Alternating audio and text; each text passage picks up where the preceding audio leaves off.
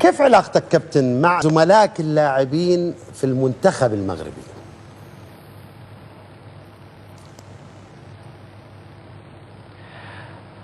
وهو في الحقيقة يعني أنا أشوف كثير من الإعلام يتكلمون على أنه حمد الله له علاقة مو حلوة مع اللعيبة حق المنتخب، وهذا شيء يعني بالعكس.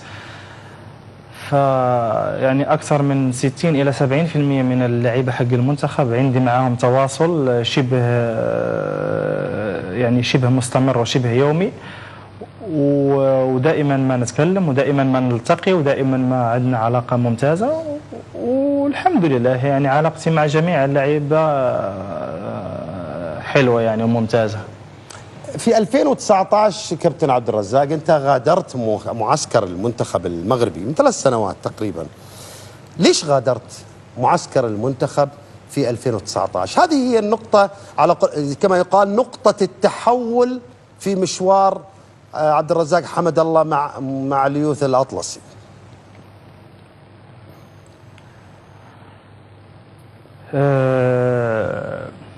في الحقيقة يعني هذه النقطة يعني مش تحول فقط مع أسود الأطلس، لكن أنا أعتبرها يعني نقطة سوداء في حياتي الكروية وفي مسيرتي الكروية، على غرار يعني الأسباب. لكن أنا شخصيا أعتقد أنه كان مفروض ما أسوي هذا الغلط حقيقة، لكن أعتقد في تلك اللحظة يعني سويت هذا الغلط عن دون قصد. لم أفكر يعني على عواقبه، وبالعكس أنا أخذت عواقب يعني بالنسبة لي أنا كلاعب كرة قدم وخيمة أنه تبعد من المنتخب 3 سنوات، فهذا في حد ذاته عقاب لذلك الخطأ. لكن كما قلت في أول مرة يعني شكرت الجمهور المغربي على وقفتهم معايا. أبغى أعتذر لهم مرة أخرى وأعتذر لأي مسؤول على هذا الخطأ اللي سويته. شوف، هو معروف أن عبد الرزاق حمد الله مش بسهولة يعتذر أو يتراجع، بس واضح أنك أنت تشعر يعني بالحنين لخدمة بلدك وللقميص الوطني. واضح بعد أنك أنت في راسك حاجة في كأس العالم، يعني أنت ناوي تخدم بلدك في كأس العالم بشكل غير مسبوق، وهذا اللي أدى أنه حمد الله يقرر يفتح صفحة جديدة مع الجميع. هل أنا يعني قرأت ما في مكنونك بشكل صحيح؟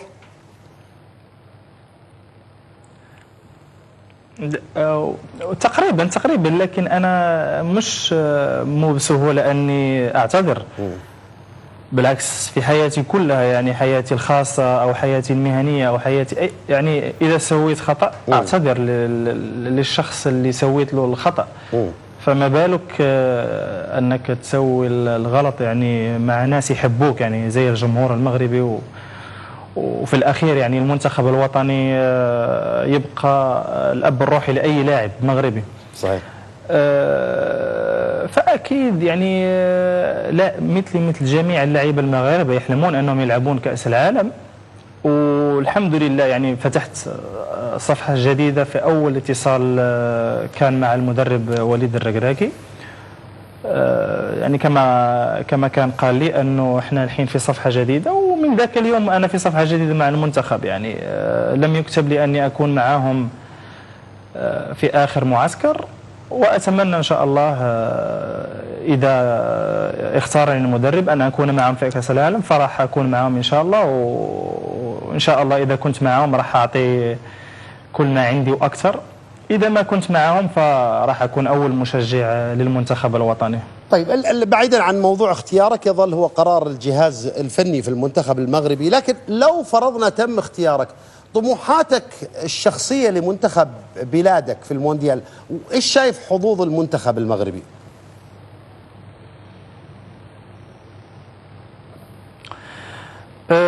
نتمنى إن شاء الله أني أكون معهم. وبالنسبة لي أنا فأعتقد أنه المنتخب المغربي منتخب قوي. أكيد أنه إحنا في مجموعة قوية بعد، لكن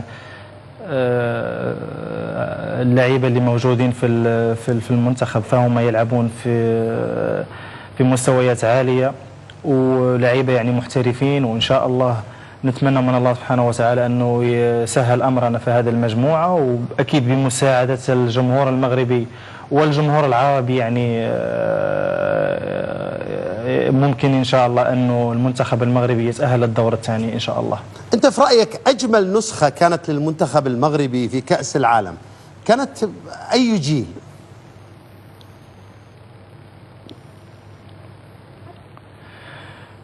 وأنا ما أتذكر كثير أكون صريح معك، لكن اللي أسمع واللي أعرف أنه نسخة 1986 اللي تأهلوا للدور الثاني يمكن، ولا في المكسيك ربع، ولا في ما المكسيك. أتذكر بالكثير، لكن بالنسبة لي أنا يعني أشوف أنه نسخة 1998 اللي حضرتها وشفت بعد المباريات، فكان المنتخب بالنسبة لي ممتع، وخانوا الحظ أنه ما تأهل